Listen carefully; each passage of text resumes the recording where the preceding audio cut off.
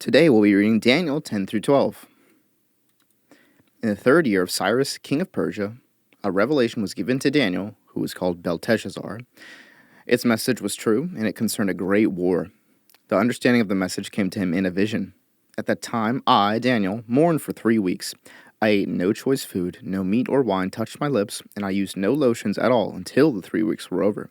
On the 24th day of the first month, I was standing on the bank of the great river, the Tigris. I looked up, and there before me was a man dressed in linen, with a belt of fine gold from Upaz around his waist. His body was like topaz, his face like lightning, his eyes like flaming torches, his arms and legs like the gleam of burnished bronze, and his voice like the sound of a multitude. I, Daniel, was the only one who saw the vision. Those who were with me did not see it, but such terror overwhelmed them that they fled and hid themselves. So I was left alone, gazing at this great vision. I had no strength left, my face turned deathly pale, and I was helpless. Then I heard him speaking, and as I listened to him, I fell into a deep sleep, my face to the ground. A hand touched me and set me trembling on my hands and knees. He said, "Daniel, you who are highly esteemed, consider carefully the words I am about to speak to you, and stand up, for I have now been sent to you." And when he said this to me, I stood up trembling. Then he continued, "Do not be afraid, Daniel. Since the first day that you set your mind to gain understanding and to humble yourself before your God, your words were heard, and I have come in response to them. But the prince of the Persian kingdom resisted me 21 days. Then Michael, one of the chief princes, came to help me, because I was detained there with the king of Persia. Now I have come to explain to you what will happen to your people in the future, for the vision concerns a time yet to come." While he was saying this to me, I bowed with my face toward the ground and was speechless. Then one who looked like a man touched my lips, and I opened my mouth and began to speak.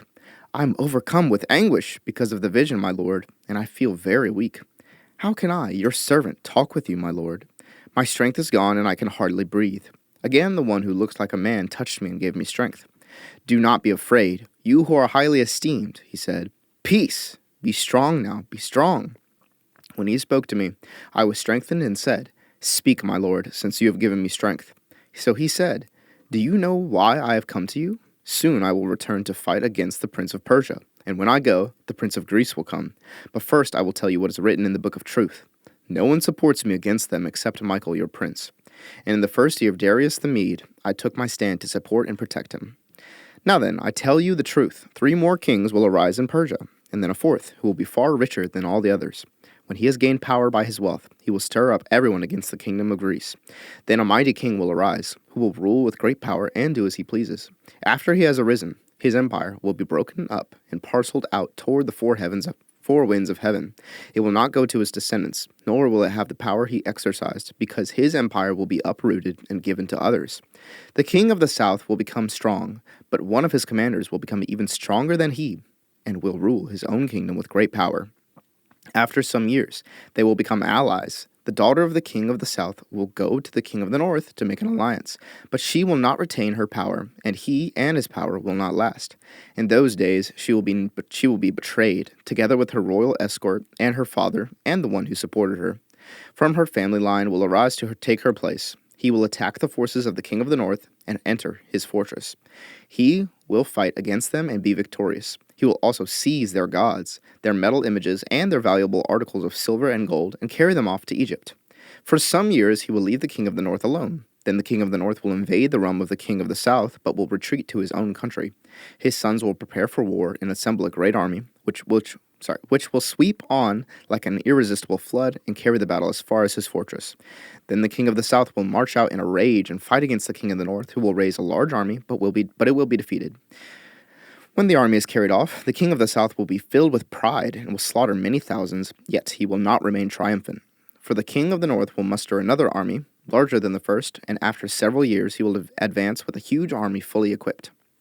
In those times, many will rise against the king of the south. Those who are violent among your own people will rebel in fulfillment of the vision, but without success. Then the king of the north will come and build up siege ramps and will capture a fortified city. The forces of the south will be powerless to resist. Even their best troops will not have the strength to stand. The invader will do as he pleases. No one will be able to stand against him. He will establish himself in the beautiful land and will have the power to destroy it.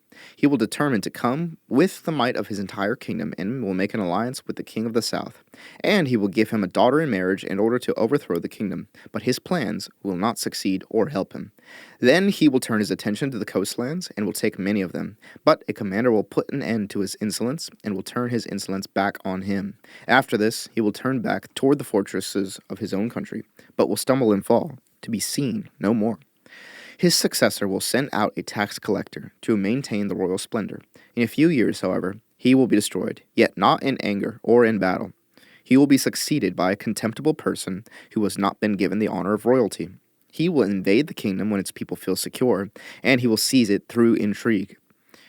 Then an overwhelming army will be swept away before him. Both it and a prince of the covenant will be destroyed. After coming to an agreement, he will act deceitfully, and with only a few people he will rise to power. When the richest provinces feel secure, he will invade them and will achieve what neither his fathers nor his forefathers did. He will distribute plunder, loot, and wealth among his followers. He will plot the overthrow of fortresses, but only for a time. With a large army, he will stir up his strength and courage against the king of the south. The king of the south will wage war with a large and very powerful army, but he will not be able to stand because of the plots devised against him. Those who eat from the king's provisions will try to destroy him, his army will be swept away, and many will fall in battle. The two kings, with their hearts bent on evil, will sit at the same table and lie to each other, but to no avail, because an end will still come at the appointed time. The king of the north will return to his own country with great wealth, but his heart will be set against the Holy Covenant. He will take action against it, and then return to his own country. At the appointed time, he will invade the south again, but this time the outcome will be different from what it was before. Ships of the western coastlands will oppose him, and he will lose heart. Then he will turn back and vent his fury against the Holy Covenant. He will return and show favor to those who forsake the Holy Covenant. His armed forces will rise up to desecrate the temple fortresses, and will abolish the daily sacrifice. Then they will set up the abomination that causes desolation. With flattery, he will corrupt those who have violated the covenant, but the people who know their God will firmly resist him. Those who are wise will instruct many, though for a time they will fall by the sword, or be burned, or captured, or plundered. When they fall, they will receive a little help, and many who are not sincere will join them. Some of the wise will stumble, so that they may be refined, purified, and made spotless until the time of the end. For it will still come at the appointed time.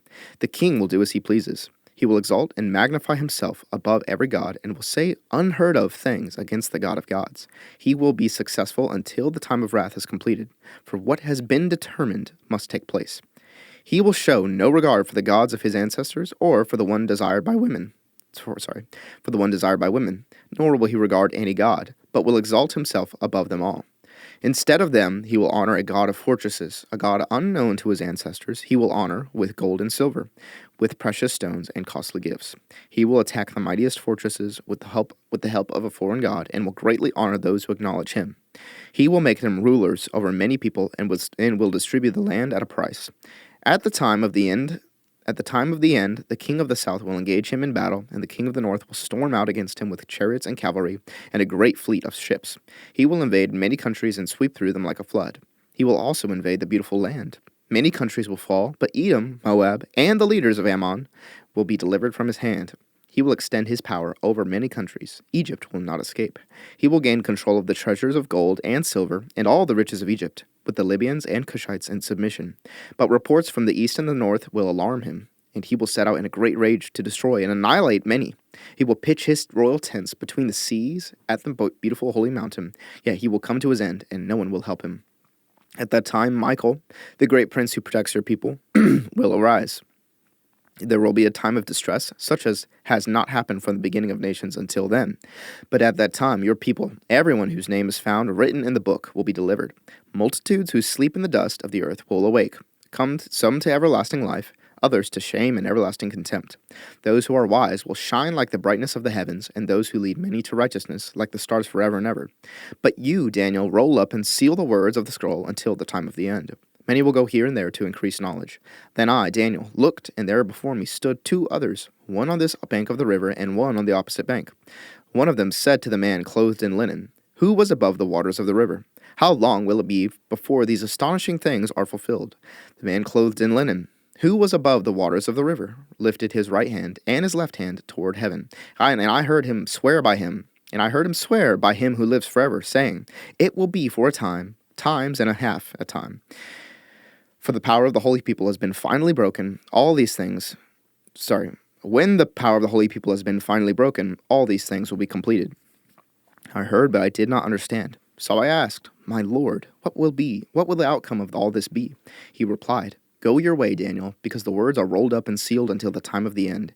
Many will be purified, made spotless and refined, but the wicked will continue to be wicked. None of the wicked will understand, but those who are wise will understand. From the time that the daily sacrifice is abolished and the abomination that causes desolation is set up, there will be 1290 days.